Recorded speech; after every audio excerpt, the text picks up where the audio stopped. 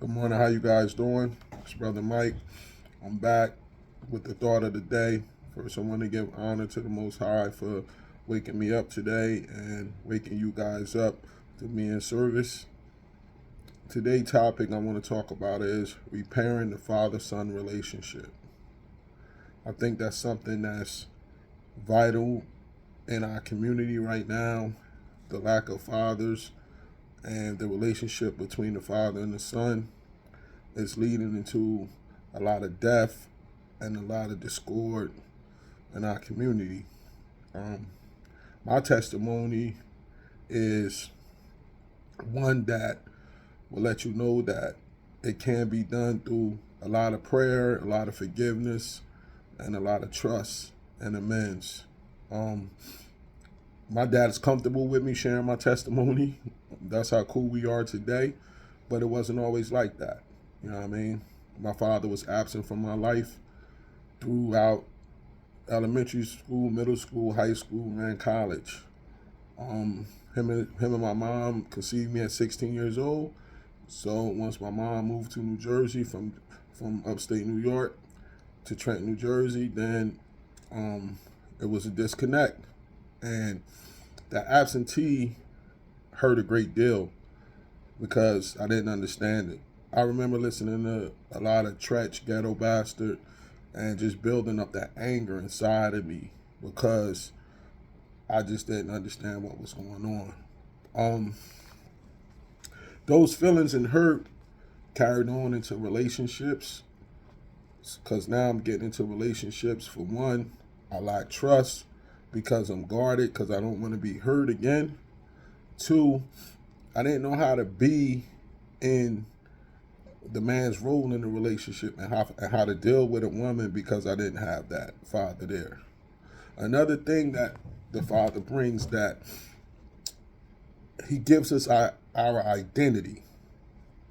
He shows us who we are. So when a father not being there, you go out and you try to find mentors, or you try to find other people that you can emulate or try to be like. And a lot of us go to the people we see in the music industry. So growing up with this pain, I couldn't foresee how our relationship would get better and get bonded. Throughout the years, he would reach out and try, and my pain and anger would block him from attempting to build the relationship again because I didn't trust him.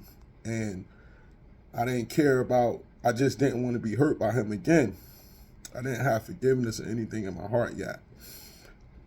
Fast forward 2009, I go through the tragedy of my wife being murdered, and my life takes a down spiral. Now the alcoholism is in full throttle, and if anybody know, one of the signs of alcoholism is we don't really like to take accountability for what's going on in our life. We blame everything else, so blame everyone else. So a lot of my blames went towards my father. Now I'm feeling sorry for myself, getting deeper in depression, and he reaching out to me now. I'm really raging. Um, then there was a conversation that changed everything. The conversation was with my grandmother, his mother, and she would talk about my father on our phone conversations, and I would tell her if she wanted to continue to talk to me, she couldn't bring him up. And she said, one day you and your father are going to be real close friends. And I told her, like, that was impossible for it to happen. And if you know my grandma, she's probably one of the most spiritual people I ever met in my life, period. And she told me, I pray to God, so it's not up to you knowing it's going to happen because you don't know how God works. So I take it as a grain of salt and move on with my life because I can't see how this thing can transpire.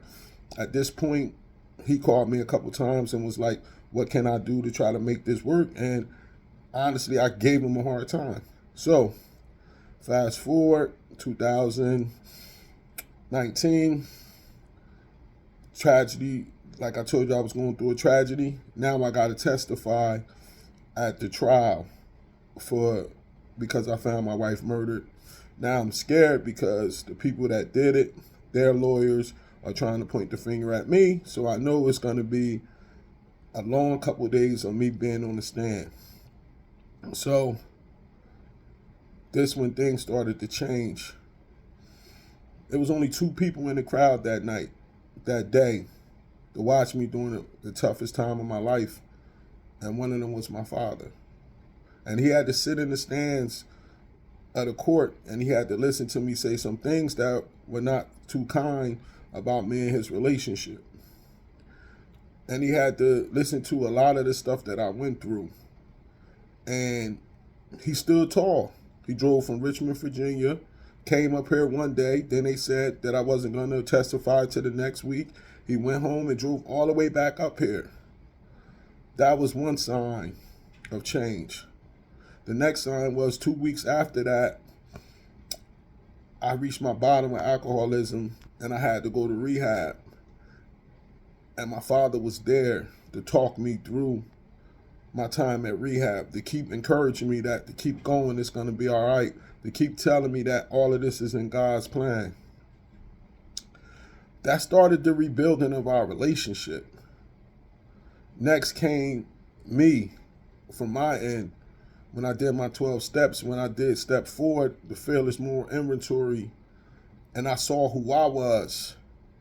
Once I saw who I was on my inventory and all the people I hurt and all the things that I did in my life, it made it easy for me to forgive my father, because what he did to me did not match up to a lot of the things that I did to other people, and I wanted God to forgive me.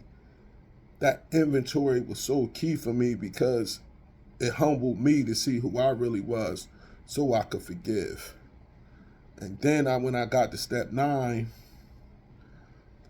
my sponsor let me know I owe my father an apology. Now, this was super tough for me because this guy I felt wasn't in my life for 40 years, and you telling me I have to apologize to him? And my sponsor told me, what did you do before, during, or after to make the situation worse? So I had to pick up the phone and I had to call my father and I had to tell him I apologize for giving you a hard time when you wanted to be in my life. It was humbling, but it made our bond even stronger. And I just wanted to say this testimony because I know that this is an issue that a lot of our men struggle with. But through prayer and meditation and forgiveness and making amends, this thing can happen. And it's very important because you don't want one of you guys to leave this earth and then the other person be distraught and thinking about what they could have did. So if you're having some issues with your father, reach out, talk to a therapist or a counselor about it, and reach out to him and try to build that, especially for the sons, because the Bible says we have to honor our mother and our father so our days could be long, regardless of how the parent is. This is Mike, and I know this message was long today, but I think it's very vital, especially in our community. Shalom and have a good day. May God bless you guys. Peace.